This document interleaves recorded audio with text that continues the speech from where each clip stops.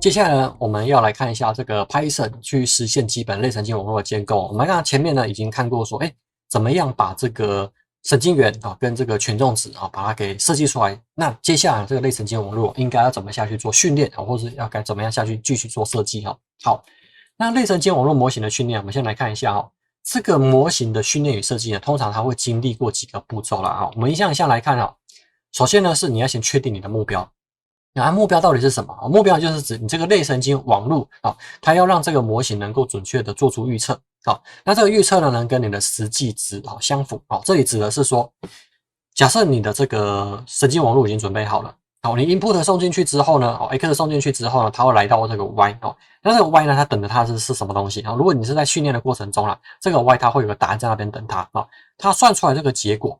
跟你的这个答案本身有没有落差我们希望这个落差是越小越好越小越好。好，所以这个时候就会去提到损失函数了损失函数呢，指的是说你在训练的过程中会使用到这个损失函数来去衡量你的模型或者说你是拿它来去评估你的模型，它到底是一个成功的可以用的还是好的。好，那这个预测结果呢，如果跟你的实际值这个实际值我们刚刚讲过，就是你的这个 y data 或者是你如果是做training的话，那就是 y training这个预测的结果跟你这个实际结果之间的差异如果越小的话，差异越小的话，它就会越接近于零越接近于零。好，你可以把它当做在一个尺上面量测这两点预测结果的位置跟实际上的结果的位置，如果它们本身是有很明显的差异的话，那基本上这个模型它就是不可用的，因为只有预测结果非常的贴近实际结果它才会是一个准确的预测，也就是说，它们之间在这个尺上面的距离会非常非常小，要多小？通常要小于1以下，小于1基本上还是不够通常我在实际上训练，它通常都是0.00几用好几个小数点之后下去做计算。好，所以我目前常见的这个损失函数有这种均发商 NS 或者是使用这个交叉商。交叉商的概念基本上就是看乱度啦不过它的意思是一样的如果你的这个距离越远的话，表示你这个答案的这个结果的这个乱度就越高乱度越高的话，基本上你的商值就会越高如果你的预测结果会贴近于实际值，表示它越靠近它的这个实际的结果，那表示说它的乱度越低乱度越低的话，它的商值就会越低其实它概念是一样的。好，都在损失函数上面所以这个模型到底可不可以用好不好用的话，基本上你就是丢到损失函数里面去看。首先呢，你会有这一个 x 资料的 y 资料就是你 x data 对应的这个 y data。x 放进去之后呢，这个模型它吐出来的这个结果，你看一下跟 y data 差距有多少？差距如果非常小小到0.00几的话在某些情况下，基本上这个模型就是可用的可用的已经算是不错了好，再来讲反向传播。什么是反向传播反向传播呢，这个演算法它是在寻求梯度了这个梯度表示这个损失函数相对于这个模型权重的变化它可以让开发者快速的去找到这个损失最小化的方向就是说它怎么样很快速的让它的预测结果去逼近到这个实际的结果它基本上它就去透过这个反向传播的这个梯度计算来下去做观察。好，那再来呢是权重修正权重修正呢，就是通过梯度下降的最佳化演算法我们来去调整这个模型的权重和偏移量有一些地方它叫自偏量，我们前面有讲过好，那以最小化损失的方式来去进行这个修正的这个过程来去提高这个模型的可用性。好，那我们在我们这个案例里面呢，会采用最小均方差LSE来去做这件事情。好，那等我们这个损失函数确定好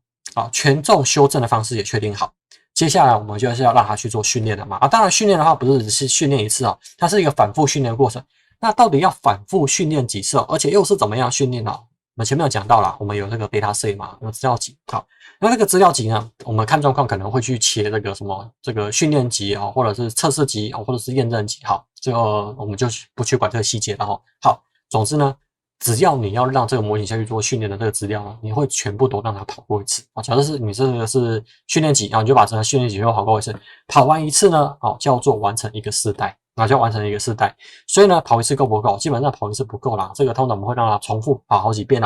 那一般来讲在初始测试里面呢，我们会先跑个5次意试一下，看一下效果到底好不好。好，到底效果好不好这件事情我要怎么去做评估来，我们刚刚讲过，就是看损失函数你的损失函数呢，如果它一直有慢慢的逼近于零的话，那比方说这个训练的成效是有的，所以呢，我们就会加强透过这个更多次数的这个训练集的这个训练，这个就叫迭代次数啊。跑一次就是一次啊，就一个世代；跑2次呢，就是2个世代；跑3次呢，我们就不要用世代讲，我们后面的术语就叫 epoch。好，我们刚刚讲到了最基本的这个次数呢，我们会先跑个5个，跑一次有点不太准啊，至少跑个5次哈，跑个5次有成效呢，它虽然还没有达到一个满意程度，那我们就来跑个10次啊，跑10次如果还不错呢，我们就可以来跑个20次啊，所以后面可能就遇到了，先跑个5次可以就直接来个50次，50次觉得还不错就直接来个200次，200次不错就直接上到2000次，好。那这个训练到最后了，会不会有一些训练过度的问题啊？会不会这个操劳过度？有。类神经网络模型跟人一样人有这个问题机器有这样的问题。好，不过我们后面遇到再来跟大家讲它里面有个关键字啊，叫做过度拟合。我们后面有遇到再跟大家讲过度拟合是什么意思啊？好，假设你现在已经完成了迭代训练，不管你是完成5次还是完成50次总是呢你要去测试一下这个东西到底能不能用，好不好用，可不可用嘛？好，所以这个地方呢，我们就会来下去做验证通常我们在验证的资料除了这个训练集是让它做训练的训练过之后呢，你这个从训练集里面假设他已经训练非常好，你从训练集里面随便抽一个号码排出来呢，它都应该要做出准确的预测。为什么？因为这些东西都是他已经反复训练过很多次了。那验证集就不一定了验证集呢，基本上它验证集它有所谓的验证方法，验证集基本上也会给它一个这个题目跟答案题目跟答案。然后测试集呢，基本上是给使用者下去做测试，它可能会有答案在某些情况下它也可能会没有答案基本上就看使用者下去做这个测试通常我们做验证的话，我们都会给他有答案因为我们才知道说它到底准不准嘛。好，那这个验证集呢，就是他从来没有看过的这个内容你可以把训练集当做考古题把验证集呢当做他实际这个上场这个训练去给人家去做考核。好，那在考核的过程中呢，当然我们手上会有这个标准答案我们就看一下这考核的结果呢到底有没有成效。好，这时候如果你是一个过度训练的情况下，你会发现只要从训练集里面挑出来的问题它每一题都会，只要从验证集或测试集跳出来的答案它这个有表现就很差，表现就很差。那为什么？因为它考古题背太熟了，好，那这个问题怎么样去做处理这个我们后面有机会再讲来，我们来看一下均方差的这个损失函数这个方法基本上它就是来评估这个模型好坏的一种方法，那方法非常多评估好坏模型那个叫什么东西？那个叫损失函数损失函数又好几种，我们这边要介绍叫均方差。好，那上面已经提到了，它就是一种这个衡量模型这个预测值跟实际值之间的差异的一种函数。好，那均方差的这个损失函数呢，通常用在回归任务里面那它的预测的目标就是你的目标如果它是连续数值的目标变数的话例如说像是这种温度的变化啦、房价的高低不过这边要特别注意一件事情就是它跟时序是没有关系的如果它跟时序有关系，我们有另外一个更经典的模型可以再去对应这个问题现在呢，如果说它只是要在一个分类上或者在一个数值上下去做预测的话这个时候呢，这个均方差的这个损失函数是一个不错的方法好，那它怎么样去做计算呢？它就是第一个对于每一个样本NSE 的计算这个预测值跟实际值它之间的差的平方然后呢，再对所有的样本的这个平方的差再去取一次平均那么公式在上面好，这个那个 n 呢指的就是我们的样本数那个 yi 就是指说它目前第几个样本的实际值，它会把这个样本呢拿去跟它实际值下去做这个相减之后再下去做平方。好，所以呢它下面那个 hat 就是它头上有一个帽子的那个 y 就第 i 个样本的预测值，它会把实际值减掉它的这个预测值，然后呢去计算平方，再把所有结果全部加总起来然后它去取平均这个就是它 NSE 的算法。在这里面它求到了这个结果啦，基本上应该是要在这个0到1之间，而且要非常贴近于0才会是一个好的这个成果好，所以在机器学习里面或者是在深度学习里面目标是最小化的均方差的这个损失它的意思是指说你的预测的这个值跟这个实际值的之间越差这个差异度越小的话， NSE 的数值就会越低啊，就是越小，就是越贴近于零啊，不是看到0就没事了啊，是要看到0.00几啊，看到0.00几。好，那既然已经知道怎么样去评估这个模型的好坏了，问题是那这个模型在跑的时候怎么样去更新它的权重啊？权重的更新到底是什么意思哦？因为我们一直都前面的有讲过啦，就是说最后的那个 output 的结果呢是前面的 input 乘上我们的这个权重，所以什么东西不会变？Input 绝对不会变啊，也不能说 Input 不会变啊，就是看它每次输入的资料哦，每次输入的资料会不一样。好，可是呢，它每次乘的那个结果哦，如果它要修正的话，它能修的就走那个权重啊，所以那个权重应该要怎么修啊？到底是要往上调一点点，还是往下调一点点？好，这个时候呢，它就是靠某一种方法啦，靠某一种方法，它去计算说，哎，这个实际的值哦，跟它预测出来的值如果有落差的话。那我这个权重哦，到底要往上调多少？我说往下调多少啊？不是只调一条线哦，记得我们里面有7840条，每一条线都要调一次哦，那个非常辛苦哦。好，来，我们来看一下简报哦，最小均方误差哈，那个 LNS 啊，这个演算法，它的目的是用来调整模型啊，或者是滤波器的权重哦，让它去调整最小化输出与目标之间的平均平方误差。好，那最小均方误差最常运用在这个自适应的滤波啦，或者是一些讯号处理啊，或者是这个系统辨识上面，以及模型参数的调整哦。好，这个是大概知道有这件事情就可以了，因为我们现在目前要去做权重调整的话，我们现在所采用的就是 LNS 啊，不是只有这个方法，我们这个方法是拿来当做我们这个案例练习所使用的 Hello World 采用这个 LNS。好，那最小均方误差的 LNS 的演算法，它就透过不断的去调整权重。好，然后呢，因为它每跑完一次啊，它就会一定会有资料流到输出，它流到那个输出的时候，它再跟它实际值下去做比较啊，如果有落差哦，如果它发生了，再回去调，我再回去调，调到什么时候？调到你在账面上面看起来它数字哈，确实是有慢慢的去收敛。好，所谓的收敛是慢慢的靠近零啊，为什么要靠近零啊？靠近零的意思就是它慢慢的靠近了标准答案哦，从而去逼近你的最佳解。好，来，那要怎么去做这件事情呢？好。每一次你计算过程中呢，这个 LNS 演算法它会计算目前的输出与目前权重啊下去做相乘，然后呢将它的目标输出之间的这个误差哦再下去做相乘来去做调整权重，反复的去做这件事情。好，所以呢权重值怎么算啊？权重值呢基本上我刚刚讲输出的结果减掉你期望的结果哦，它乘以你的 input 哦，它就会得到你的权重哦。原本是这样讲哦，不过我们有两个东西漏掉没有讲哦，就是2倍的阿法哦，2倍阿法这个是算是这个不能说是即兴演出啦，这个是这个前面的一些这个研究学者哈，他在这个案例里面呢，他觉得说他应该要加个2倍的阿法哦。先讲阿法是什么意思？阿法呢叫做学习率，叫学习率。学习率就是说，我知道要调，我要调一个单位啊，这个单位到底是一次呢？哦，有点像是我们在调吉他啦哈。那个调吉他呢，如果它音准不准啊，我是每次调的时候都给它转个2圈半哦。这个拉紧转2圈半啊，那放松也转2圈半。我这个学习率这个学习率的range有点大哦，应该调的是每次都调那一点点哦，每次都调那一点点。所以呢，这个阿法哦，这个阿法呢，通常可能会是0.001啊，或者是0.1啊。那设1就太大了，然后每次都调1哦，每次加就加1啊，每次减都减1哦，这个太大了哈。它应该是每次都调那个0.001哦啊，乘上它的那个误差距离啊，就是慢慢修，慢慢修，慢慢修。好。然后这个2倍的阿法呢，是有一些人的经验是认为说，应该上个2倍阿法了，上个2倍。其实严格讲起来，我们还漏了一样东西啊，这个我们简报上面有讲，可是呢，我在公司里面，我们为了去简化它，所以我们都没有把它摆上去哦。好，我们漏了什么东西？我们的制片量我没有把它放进去哈。如果你有制片量的话，记得再把制片量加上去。好，所以呢，现在如果要算权重的话，就是你的这个输出的结果。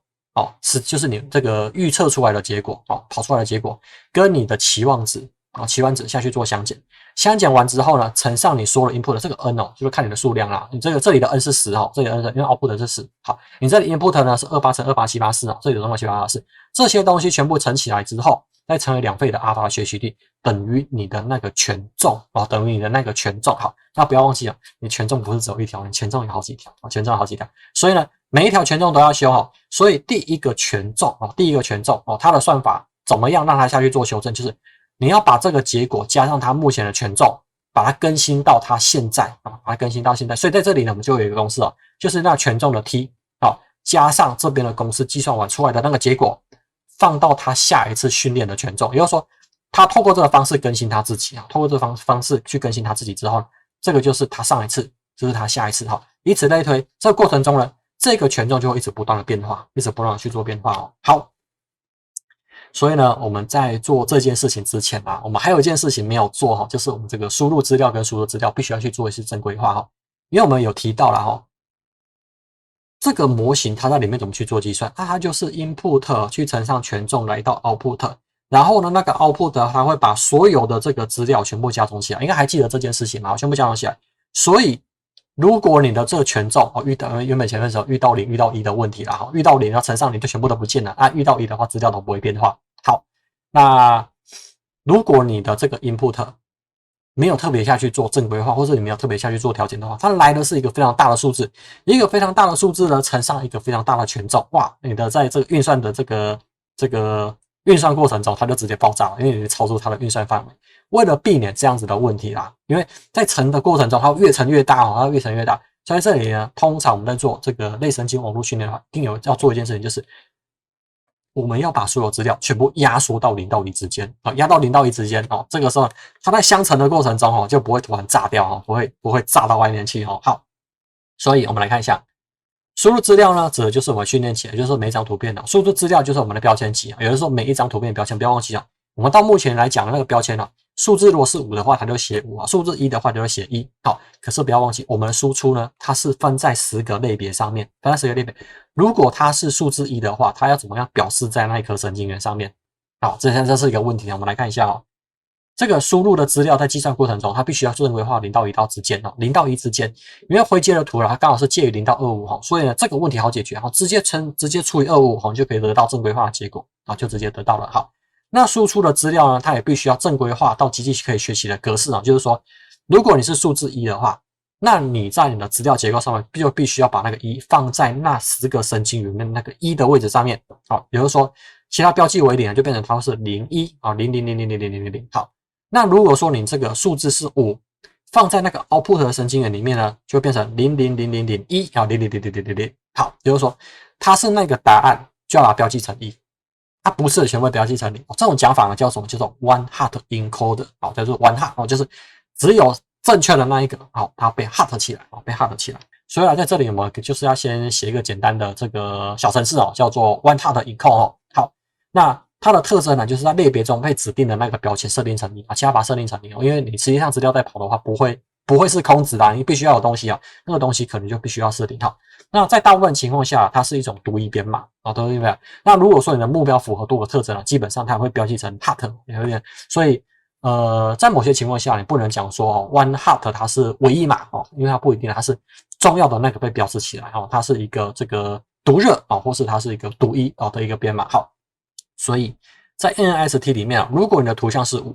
你图像是5的话，它应该怎么去变？这是0哈，0、1、2、3、4、5啊，6、7、8、9号，所以5这个位置呢，就要把它标示成1，好，随便的。所以怎么样去做这件事情啊？我们在这里我们就写一个简单的函数，叫做 set label，set label。在这里呢，我会透过 NP 先准备啊这个我们的资料哦，全部先把它填完0啊，先把它全部填完0哦，因为在这个地方呢，我们会把它的这个 class 的这个数值送进来啊，所以。如果我们是10的这个 class 的话，基本上它就会先帮我们准备10个0哦，10个0准备在上面。然后呢，我们来看我们答案是什么哈，它就会直接把那个 result 的那个答案直接标成1啊，标成1，最后再把这个结果把 set label 传回来。只要它做完这件事情之后，基本上我们就可以开始下去做运作了哈。所以这个资料的正规化了，首先啊。你的 x 呢，你要先把你的图片哦全部除以255。我们这边是有指定一个 index 啦，因为我们是针对单张图片下去做哦。如果你要去设定 label 的话，也是一样，你要把那一张资料把那个答案放进去，然后帮你去做产生。如果你把它印出来了，像是这个它的标签是5所以就变成000001，然后0000。好，那我们这个单元呢就先讲这个地方